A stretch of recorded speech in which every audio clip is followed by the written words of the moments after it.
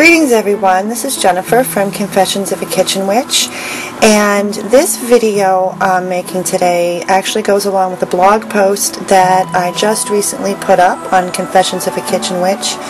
I posted it up probably about half hour ago or so, and these are the crystals that I will be using in preparation for my very first crystal grid. And as soon as my crystal grid is all put together, I'm definitely going to make a video and a blog post to go along with that.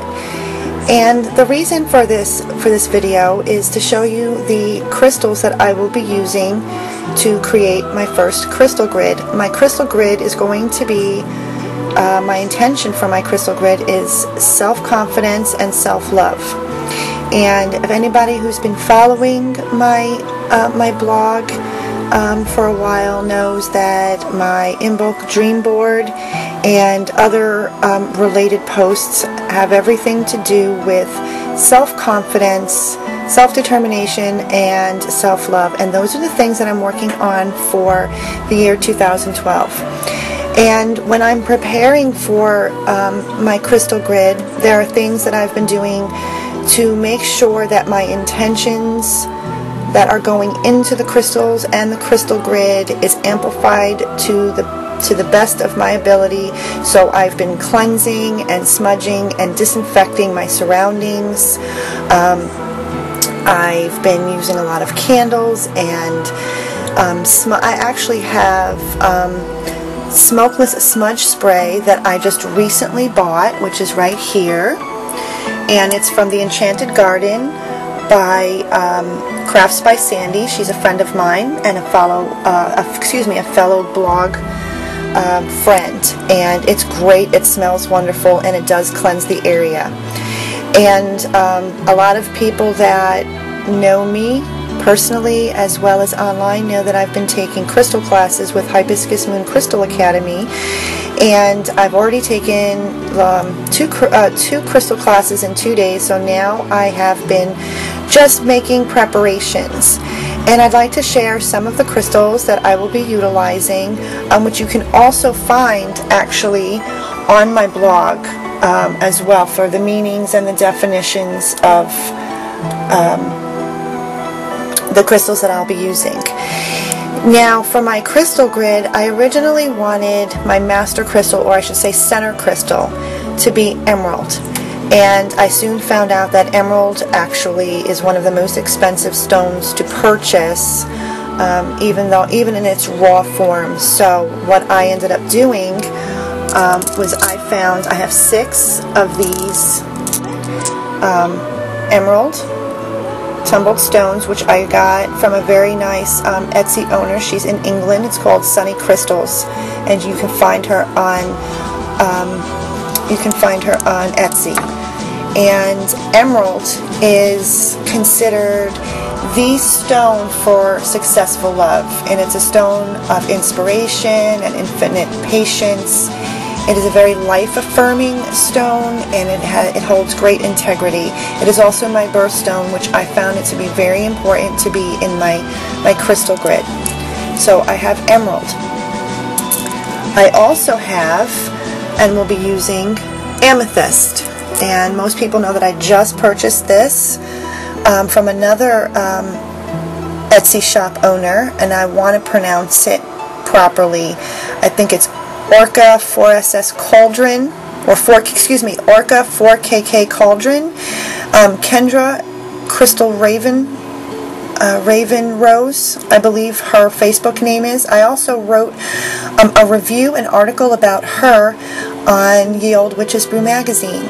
And amethyst happens to be one of the most popular stones, and it's an extremely powerful and protective stone with a very high spiritual vibration. There's so many things. It's calming, it's balancing, it's a very serene stone, and it enhances higher states of consciousness and meditation. And I'll be using this crystal cluster, and I also have many of the amethyst tumbled stones, which I'll be using, which I also got from Sunny Crystals on Etsy. I also have pyrope garnet. Now, I never even heard of pyrope garnet, and this is a pretty nice sized stone that I got from another Etsy shop. It's Witchcraft Alchemy. Oh boy, you know what? Instead of trying to pronounce and saying it wrong, because I don't want to upset anybody, what I will do is I will put a link under my video for you to see this. Now, this is actually, and the camera doesn't really give it much justice, it's a very, very, very deep ruby colored blood red, and I'll be using this. I'm thinking of getting 2 more garnet stones to go with this. This happens to be a little on the pricey side, and garnet's attributes are very powerfully energizing, and they're regenerating. It cleanses and re-energizes all of the chakras. It also dissolves ingrained behavior patterns that no longer serve you, and it's a strong stone. And the pyrope garnet, it bestows vitality and charisma, and it promotes an excellent quality of life, and it aligns your the base chakra with the crown chakra, so you stay rooted on the ground, and it actually balances between the base and the crown. So that's going to be on my crystal grid. The next crystal that I'll be talking about is, where is it? Okay, now I hope I pronounced this stone properly, and it's so pretty and iridescent. Labradorite. I hope that's the right way of pronouncing it. This is a nice size stone that I also bought, and this will be on my, I'm thinking of buying maybe 2 more, having 3 pyrope garnet and 3 labradorite. And amongst its other attributes, labradorite banishes fears and insecurities, and also psychic debris of like previous disappointments, and it strengthens your faith, the faith in yourself as well as within the universe. So when wanting to do a crystal grid that instills self-confidence, you need to trust yourself, your intuition, and have more faith in yourself. So that's going to be on my crystal grid. This crystal grid, although I'm sharing it with everybody because I'm taking these classes, and when I'm really passionate about something, I love to share. This happens to be a very personal crystal grid, and so, you know, I had to think about whether I wanted to share it or not, and I'm glad that I am sharing it, because it gives me an opportunity to utilize some of the knowledge that I've been gaining through my classes. The next one that is I have is, let's see, red jasper. This is, oops, sorry. This one is a nice size stone. I'm probably going to buy another, maybe 2. Oops, sorry, crystal. Where are you? Here it is. Sorry about that. Red jasper, its attributes in general, and it fits with my crystal grid, that it imparts determination in everything you pursue. It brings courage, and it also encourages honesty within yourself and self-confidence, of course, which would be very befitting of my crystal grid. Now on to my favorite stone of all. I have a lot of jewelry that has moonstone in it, and I have 10 tumbled moonstones, and I have 3 black moonstones, and these were all bought. The black moonstones were bought from Emily Gems on crystal-cure.com. I love these. I never even knew that there was any such thing as black moonstone. I do have rainbow moonstone, gray moonstone, and I have regular moonstone. And then from Sunny Crystals from Etsy in the UK, I have bought 10 tumbled, so 13 stones, 13 of these. I'm not sure if I'm going to use all 13. I might, because it is one of my favorite stones, and I love what it represents, and it's a very it's a female stone. It imparts a lot of female power, femininity. It's aligned with the moon. But my favorite definition for the moonstone is I learned and found on emilygems.com. The moonstone, and this is quoted from her, "Moonstone is a very personal stone. It is a reflection of the person who owns it. It does not add or detract, only shows how it is. This is why the moonstone is said to perceive that which is. Moonstone is an excellent stone to use in meditation to understand oneself. Placing it in the moonlight of a moon reaching its fullness, not a full or waning moon, can revitalize it."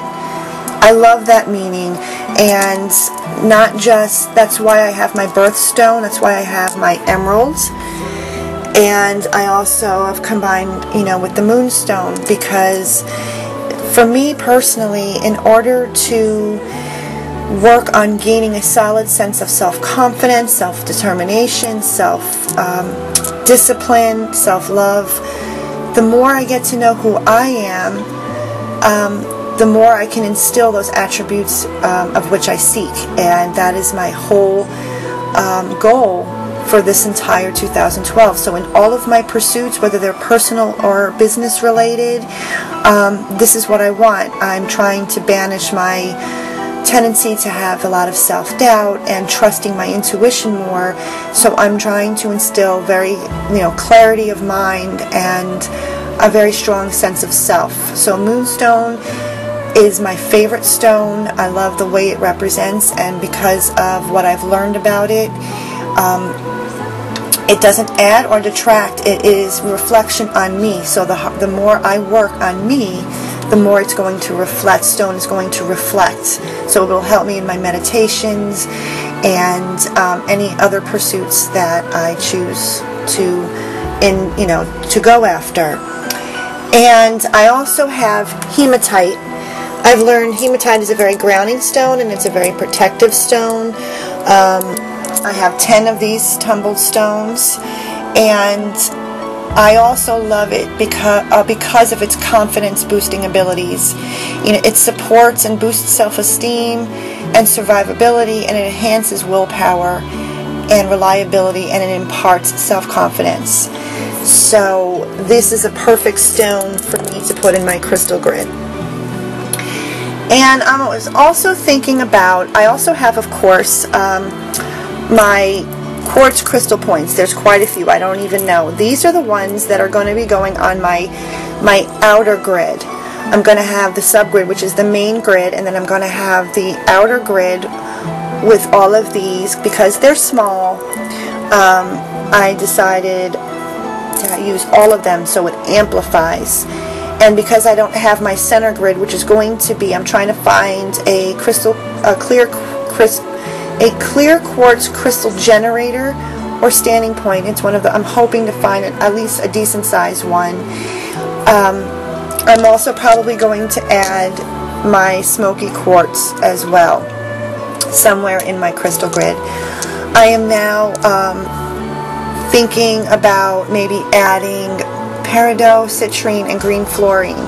But I think with all that I have right here and all of their meanings, I think I have enough now to create my first crystal grid. And because the new moon is coming up, I think I'm going to probably do a ceremony of sorts on the full moon, because I want all of the full moon's energy and my intention. I've been waiting to do this. I've been collecting my crystals, and I've been gathering, and I've been preparing and cleaning and cleansing, and I think it's about time that I now put it all together in my crystal grid. The only thing that I need is my my center grid, my center crystal. And even if I can't find the quartz I'm looking for, I'm thinking of using my amethyst cluster, because of its wonderful protective qualities and its serenity. And then I have the crystal quartz points, I think my intuition is actually telling me that maybe this is the crystal that I can use for my center, for my master crystal. It's not what I originally wanted, but I think I'm safe to use that. And now all I'm going to do, I have a few crystal templates that I'm looking at, and I'm deciding what design or template that I want to use to create my crystal grid. Well, I thank you very, very much for taking the time and watching my video and sharing with me all of the crystals that I'll be using on my first crystal grid. And as soon as my crystal grid is up, I'm going to post another video and another blog post about my first crystal grid. I'm very excited, and I hope you follow along. And until next time, brightest blessings and namaste.